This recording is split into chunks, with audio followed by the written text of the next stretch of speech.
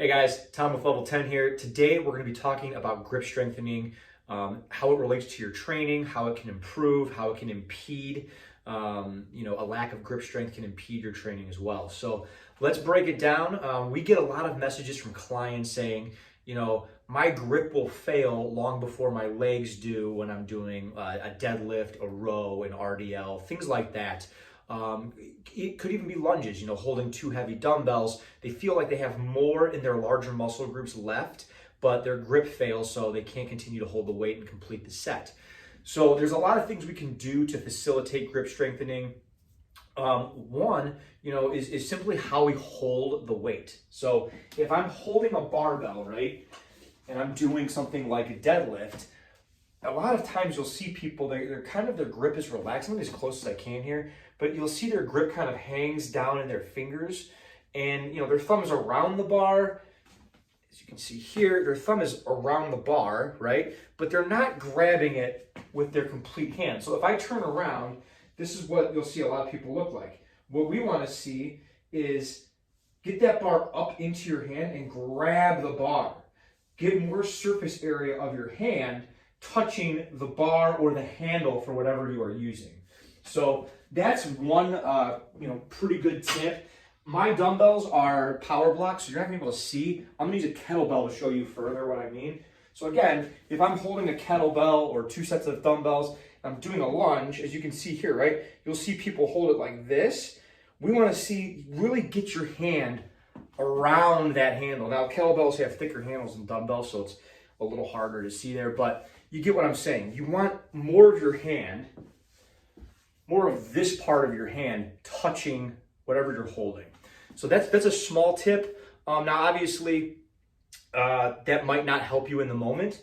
Let's talk about how we can strengthen our grip, though, and work on grip as something to target to improve our training. So there's a few exercises we can do. First one is simply called farmer's carries or carries.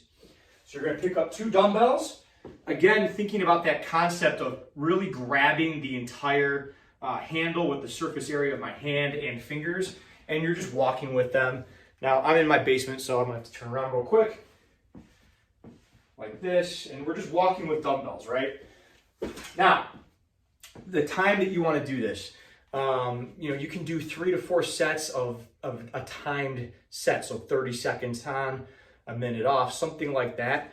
And I would save that for the end of the workout. It's not something you want to start with, because if your grip is fatigued at the start of a workout, the workout's not going to be as effective. So, that's something to just keep in mind when you do your grip training, end of a workout. Or on a non-training day, if it's something you just want to focus on a non-training day where you do maybe some cardio and then you work on your grip, that's fine too. Another exercise is a pinch grip plate carry. So similar concept to a carry, except now we take two flat plates. So here we have two 5s, put them together like so, and I'm grabbing the flat part with my hand. Now this is gonna work more of the intrinsic finger muscles, right? And I'm just holding these and I'm walking around like so, and I might do 30 seconds in each hand. So I'm just holding these, walking around, and then switch hands, 30 seconds there. If 5s are too easy, you can go to 10s. If 5s are too hard, you can go to 2.5s. Unfortunately, some gyms, they're gonna have plates that are the rubber hex and they're not flat, they don't press together nice and easy. That might not be an option for you then. Another exercise you can do for grip training is called a dead hang. Let me see if turning this light off gives you better lighting. Yes. So a dead hang, right? I just go onto a pull-up bar, like so. Again, grabbing as much surface area of the bar as possible. My feet come off the ground, and I'm just holding isometrically as long as I can.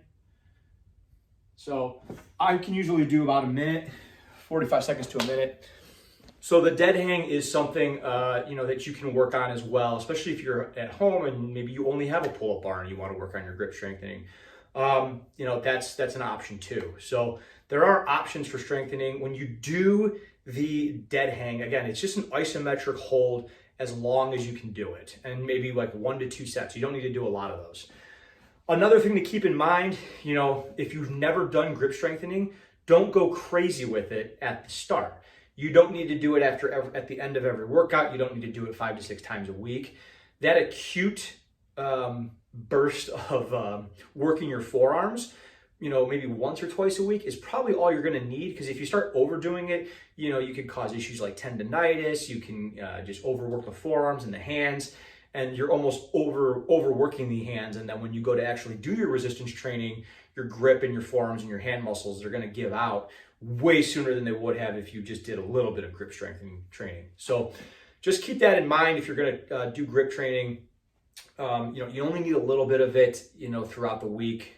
Because remember, when you are doing your lunges with dumbbells, your deadlifts, your rows, your RDLs, you're already doing grip training. So you don't need to add a ton to it. It might just be like, hey, I need to add a little bit of extra. Now, if you're someone that doesn't do deadlifts, rows, things where you're holding a weight throughout your workouts, you're doing more machine work, things that don't require a ton of grip, then you may want to do grip strengthening a little more often.